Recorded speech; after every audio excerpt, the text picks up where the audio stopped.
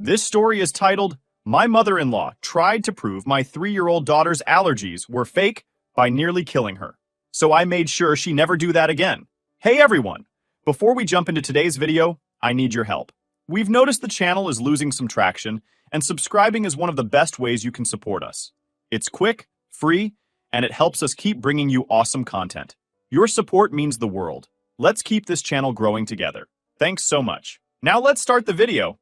I never write or read here, but when I told a new friend of mine about everything that happened with my mother-in-law, she just stared at me and said, "This is way too much drama to keep to yourself. Reddit needs to hear this."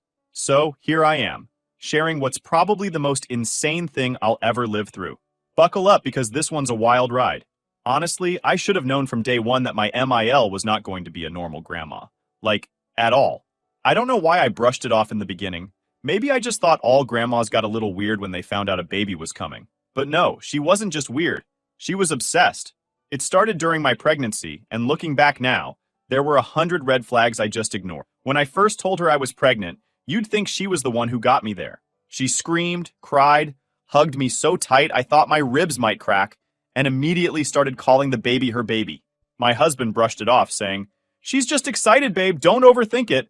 But man, I should have listened to my gut.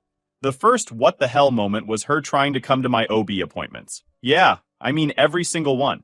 At first it was kind of innocent. She was like, "Oh, I'd love to see the ultrasound." I get it. Ultrasounds are exciting. So I let her come to one. Big mistake. She asked a million questions, like she was the one who was pregnant, grilling the doctor about what I was eating, if I was taking my vitamins, how much weight I'd gained. Is my baby okay? Is my baby growing enough? My doctor kept looking at me like, "Is this lady serious?" It didn't stop there. Then came the nursery. I was so excited to set up a cute little room for my daughter. I wanted it to be soft pastels, cozy, and simple. Nothing over the top. I swear, the moment I told Emil my plans, she acted like I just announced I was putting my baby in a dungeon. Pastels! How boring! Babies need stimulation. Let's paint it bright yellow or red. She even started sending me links to furniture I hated, like these crazy Disney-themed cribs that looked like carnival rides. I tried to be polite, like, "Oh, we're keeping it simple, but thanks for the suggestions." Nope, she wasn't letting it go. It got to the point where she called my husband in tears, actual tears, because she felt left out of the nursery. She said it was her right as a grandma to have a say. My husband was in the middle of work when she did this, and he was so annoyed that he snapped and told her to back off. For like 3 days, she was radio silent, probably pouting in her house. I thought maybe we'd turned a corner, but no, this was just the beginning. The delivery room fight was when I realized something was really wrong. She wanted to be in the room while I gave birth. Like, up close and personal. I remember laughing when she first said it because I thought she was joking. Who the hell wants to watch their daughter-in-law give birth? But she was dead serious. I want to be there for my baby's first breath. First of all, not your baby. Second, no. Just no. She pushed hard, though. She tried guilt-tripping me, saying how important this was to her and how she didn't get the chance to see her other grandkids born. Side note, she only has one other grandkid, and she wasn't invited to that delivery either. When I told her it was a hard no, she acted like I'd ripped her heart out. She cried to my husband again, saying I was being unfair and didn't trust her. Trust had nothing to do with it. I just didn't want her in the damn room. After my daughter was born, Emil somehow got worse. I thought maybe having a new grandbaby to love on would calm her down, but it was like pouring gasoline on a fire. She was there all the time. I mean all the time. The first couple weeks after delivery, she'd just show up at our house uninvited. I'd be sitting on the couch, barely alive after sleepless nights, and there she'd be, ringing the doorbell with bags of clothes and toys. And of course, she never brought practical stuff. No diapers, no wipes, no bottles, just fancy frilly dresses my daughter would never wear. "Oh, it's just for photos," she'd say, holding up some $100 dress. Like, lady, we don't have time for a photo shoot when I'm trying to figure out if I'll ever sleep again. Even holidays became about her. She basically told us that Christmas and Thanksgiving were hers now, because family traditions or something. I was too exhausted to fight it, so we just let her have her way. But the weirdest part? Even though she was obsessed with my daughter, I never left them alone together. I can't even explain why, it was just instinct. I knew something wasn't right. She offered to babysit all the time, but when I said no, she dropped it without a fight. I remember telling my husband once, "I just don't feel comfortable leaving her alone with the baby." He looked at me like I was nuts, but I didn't care. The real kicker was her constant comments about my daughter's health. By the time my kid was 3, we knew she had severe allergies, peanuts and eggs being the worst. She also can't have dairy or bananas. It was scary, but we managed. We were super careful with food, carried EpiPens everywhere, and told everyone who needed to know. MIL, though. She was not on board. She'd roll her eyes when I talked about my daughter's allergies. Kids need to be exposed to these things. You're making her weak, she'd say. She claimed none of her kids ever had allergies, so clearly I was just being paranoid. She didn't say it outright, but I knew she didn't believe the allergies were real. Still, I didn't think she'd do anything. I just figured she was being a judgmental grandma who didn't get modern parenting. I should have trusted my gut, because what happened next is something I'll never, ever forget. It was a Sunday. I remember everything about that day, the horrible pounding headache that wouldn't quit. I woke up feeling like I'd been hit by a truck and figured I just needed a break. Parenting a 3-year-old isn't easy. My mother-in-law, of course, was over because weekends were her grandma days. She'd decided a while back that Sundays were for her and my daughter to play dress-up. And honestly, at that point, I let it happen. It kept her entertained, and I could get some chores done without tripping over princess dresses. That morning, she showed up with yet another shiny dress. My daughter loved it because she's 3 and anything shiny is peak excitement. My mother-in-law beamed like she just won a trophy, saying things like, "See? Grandma knows exactly what you like, sweetie." She had her phone out the entire time, snapping pictures and videos, and I didn't give it a thought. I was too tired to deal with it. After about an hour of hearing them squeal and laugh, my headache went from annoying to, I'm going to die. I couldn't even focus on what Emil was saying anymore. Finally, I caved and asked Mill for a favor. A tiny favor. Can you just keep an eye on her for 30 minutes? I need to lie down. My head is killing me. She was thrilled, practically giddy. Of course. Go rest, honey. I'll take care of her. We'll just play here. I should have known better. I never leave my daughter alone with Mill, and not because she'd done anything before, but because I always had that gut feeling. Something about her just made me nervous. But that day, I thought, what's the worst that could happen in 30 minutes? I went to my room, curled up in bed, and for the first time all day, I exhaled. I don't know how long I was asleep, maybe 20 minutes, but I woke up to the most terrifying sound I've ever heard. My mother-in-law was screaming, not yelling, screaming. I stumbled out of bed, still groggy and disoriented, and ran toward the sound. My daughter's room. My mother-in-law was standing there, hands in her hair, shrieking, "Something's wrong! Something's wrong with her!" And there on the floor was my baby. My beautiful, perfect baby girl. She was gasping for breath, her tiny lips turning blue. My brain went straight into survival mode. I didn't even scream. I just ran to where we keep her EpiPen, grabbed it, and gave her the shot. My hands were shaking so bad I almost couldn't do it, but I got it in her leg, and within seconds, she sucked in the most raspy breath I've ever heard. I don't remember if I cried. I just remember holding her and whispering, "You're okay, baby. Mommy's here. You're okay." Then I smelled it. Bananas. For a second, I thought I was imagining it. But no. I could smell bananas on her. Her face. Her hands. I looked at my MIL and demanded, "What the hell did you give her?" She froze like a deer in headlights, her mouth opening and closing like she was searching for words. Finally, she stammered, "It was just a cookie. A little cookie. I didn't think—" I lost it. "A cookie? What kind of cookie?" She mumbled something about peanut butter and bananas, and I swear my heart stopped. Peanut butter. Bananas. 2 of the worst things my daughter could ever have. I was shaking so hard I could barely hold her. "Call 911!" I screamed at Mill. She didn't move, just stood there sobbing. I grabbed my phone myself, dialed the number, and rode in the ambulance with my baby, holding her hand the entire way. The paramedics were incredible. They started an IV, gave her oxygen, and got her stable, but they could tell something had happened. One of them asked, "Do you know what triggered it?" I said, "Her grandmother gave her something. She has severe food allergies." That's when the paramedic found the half-eaten cookie on the floor of her room. He looked at it, then at me, and said quietly, "This was deliberate. You should let the hospital know." I was numb. I texted my husband. "We're on the way to the hospital. MIL fed her peanut butter. I'll explain later. Come now." At the hospital, I sat there watching machines beep while my husband rushed in, pale and panicked. When I told him what happened, he went silent. Just silent. Then his phone rang. "Mill." He answered, and all I heard was her crying through the speaker. "I didn't mean it. You're overreacting. I was just trying to prove there's nothing wrong with her." She said that.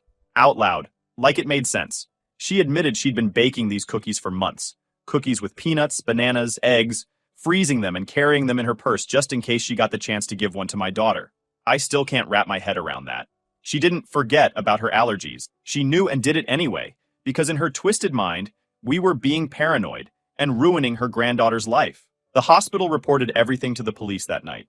A detective came by to take our statements the next day, but I barely remember what I said. I couldn't focus on anything except my baby. She spent the night in the hospital under observation, but she pulled through. Meanwhile, MIL blew up our phones with texts and voicemails. Most were her crying and begging us to understand that she was just trying to help. But one voicemail still makes my blood run cold. She said, "If I can't have her, nobody can. Nobody can." My husband sat in the chair next to me, just as silent. I think the shock had hit him hard. I mean, what do you even say when your own mother does something so insane? Around 3 a.m., his phone buzzed. It was another voicemail from her. I grabbed his phone, unlocked it, and played it. It was her again, sobbing. "You've misunderstood everything. I'm sorry. I just wanted to show you how silly you're being. She's my baby too. Don't shut me out." I handed him the phone. "She's out of her mind," I said quietly. My husband looked like he wanted to cry, scream, and punch something all at the same time. He didn't reply. I sat in that hospital chair, holding my daughter's hand, and realized I could never trust that woman again. Ever. The day after the hospital stay, I woke up still feeling like I'd been hit by a truck. My daughter was back to being her happy, chatty self, playing with her stuffed animals and showing off her bracelet, the hospital band covered in stickers, like it was the coolest thing ever. I should have felt relieved, and I did, a little. But mostly, I was wrecked. Later that morning, a detective showed up at our house to take formal statements. I didn't even know where to start. I sat at our kitchen table while he asked question after question. Did she know about the allergies? Yes. Had she done anything like this before? Had she made threats? I hesitated. She said if she couldn't have her, nobody could. The detective's eyebrows went up. She said that? I nodded. My husband handed over his phone with the voicemails still saved, and the detective took copies of everything. Texts, recordings, the works. He told us they were going to bring MIL in for questioning, because those voicemails, combined with what she did, were considered serious threats. I felt like I was in a bad movie. Like, how did we get here? The whole day was a blur after that. My daughter was fine physically, which was the most important thing. But emotionally, she kept asking about Grandma. When's Grandma coming? I want to show her my bracelet. She was so proud of that stupid hospital band, and every time she asked, it felt like a punch to the gut. I didn't know how to explain it to her. How do you tell a 3-year-old that Grandma almost killed her on purpose? The counselor at the hospital had given us a script to use. Grandma made you very sick today, so she's in a timeout and can't see you right now. It sounded so simple, but every time I said it, my voice cracked. My husband's family found out pretty quickly, and that's when things got messy. It turns out, when you call the police on your mother-in-law and say she almost killed your kid, people pick sides. His siblings were mostly horrified. They called us, saying, "What the hell is wrong with her?" But there were a few people, like MIL's sister, who were pushing the whole, "she didn't mean it" narrative. She just needs help, they said. This isn't who she really is. Yeah, well, who she really is almost killed my daughter with a peanut butter banana cookie. She knew about the allergies. She ignored them. She put my baby's life in danger because she wanted to prove a point. What kind of person does that? My husband, to his credit, was done. He's always been close with his mom, and I know this whole thing shattered him, but he didn't waver for a second. He told his family point blank, "Our daughter comes first. Anyone who doesn't see that can leave us alone." The detective called us later that week to let us know MIL had been taken into custody for a psych evaluation. Apparently, when they questioned her, she went on some bizarre rant about how kids these days are too coddled, and parents are brainwashing them with all these new rules about food and health. She kept saying, "I just wanted to show them there's nothing wrong with her," like she thought she was the hero of this story. That's when I realized this wasn't just ignorance.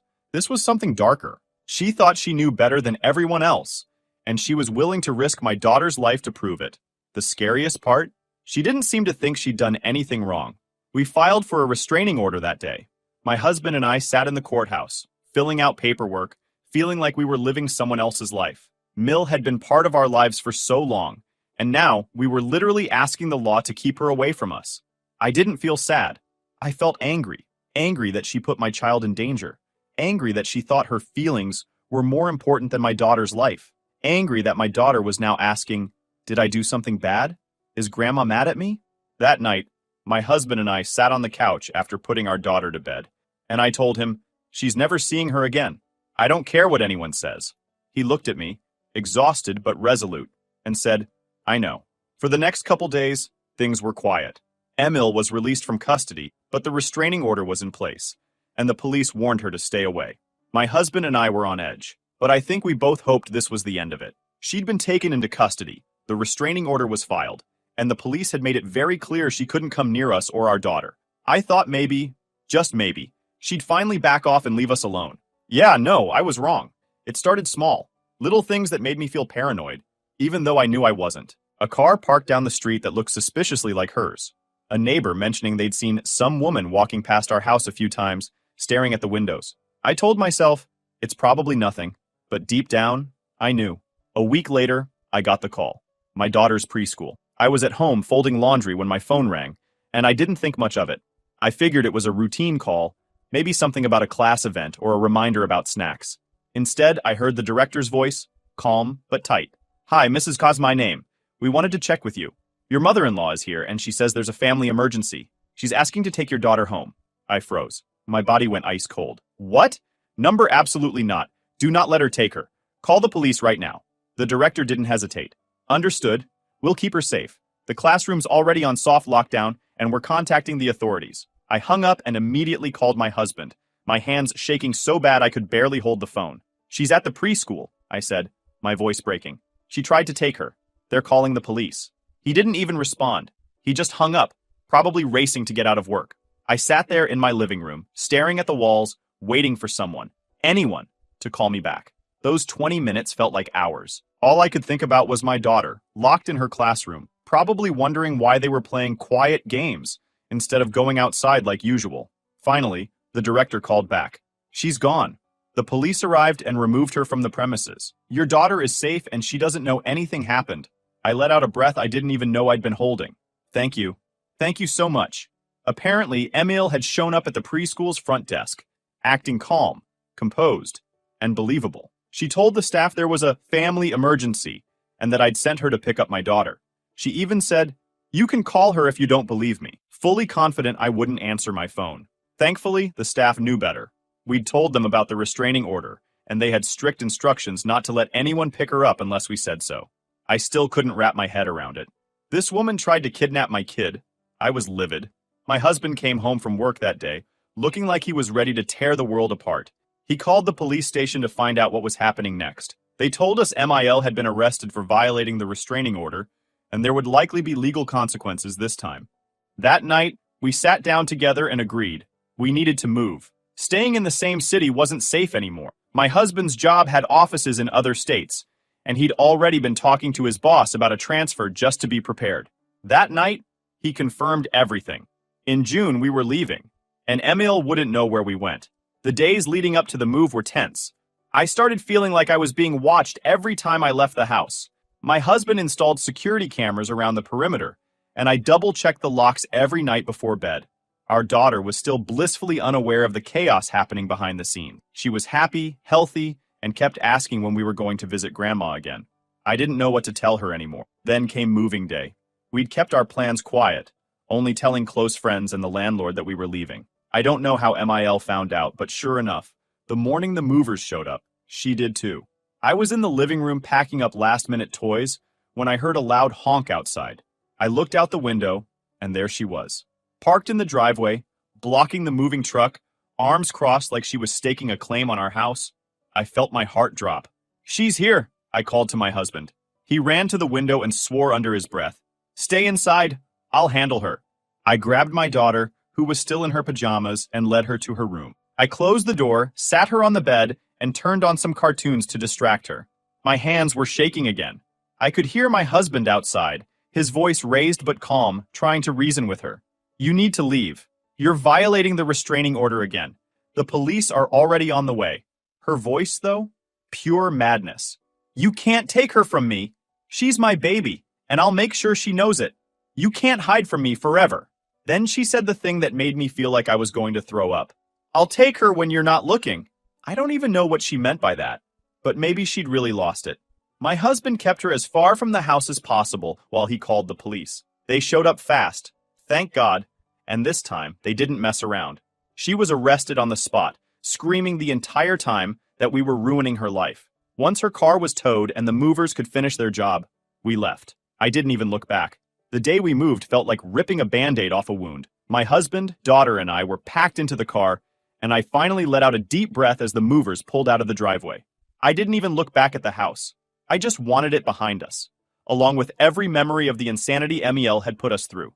My husband sat in the driver's seat, hands clenched on the wheel, not saying much. I could tell he was holding in a storm of emotion. Our daughter, strapped into her car seat, completely unaware of how close her life had come to spiraling out of control because of her grandma.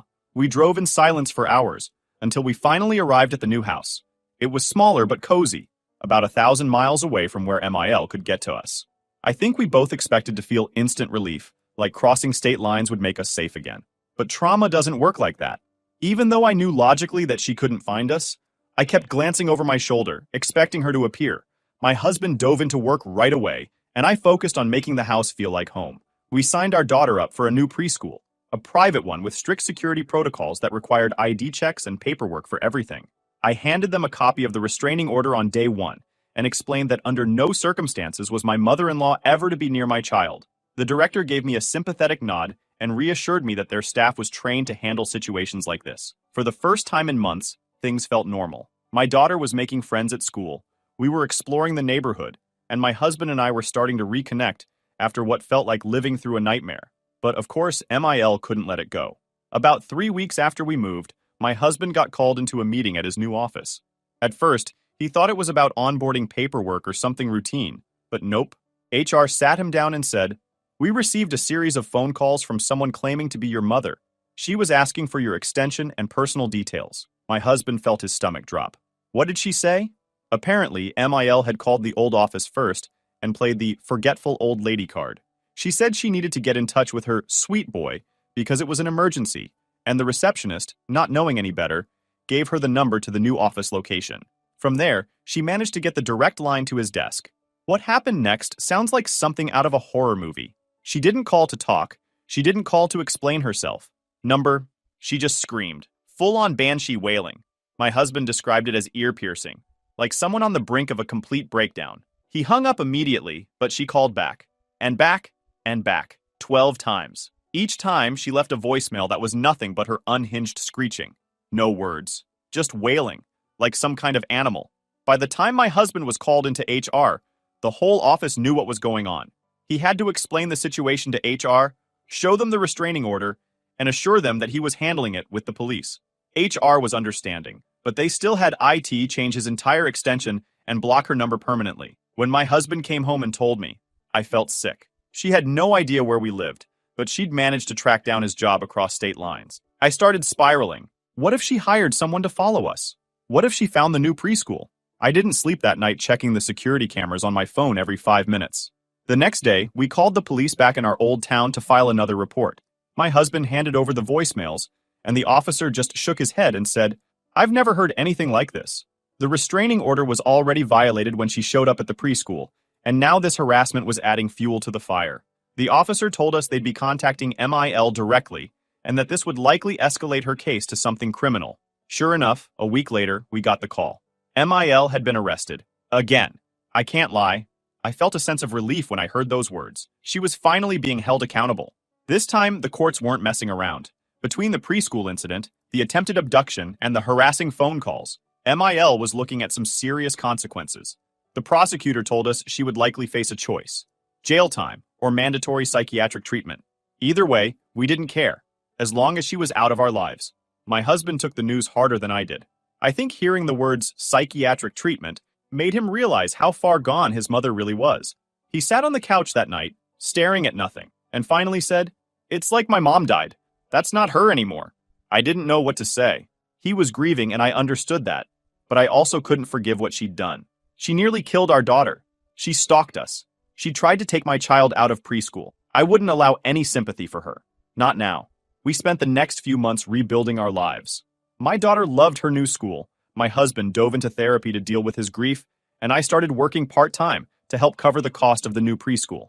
It was worth every penny. Knowing she was safe, surrounded by teachers who knew our situation and wouldn't let anyone near her, helped me sleep better at night. We never told MIL where we moved. As far as she knew, we disappeared off the face of the earth. I blocked her on everything: social media, phone numbers, even email. We warned family members not to share our information, and those who were still defending her got the same treatment.